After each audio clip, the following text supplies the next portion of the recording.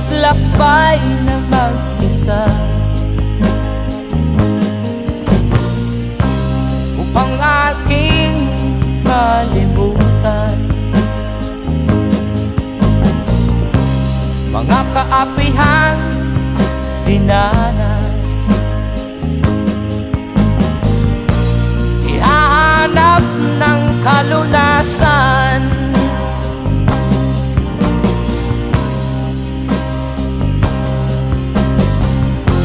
kami hinamak ng lubusan, inapit, tinatawanan, kami itinuring na basahan. Sila ba'y makatuwid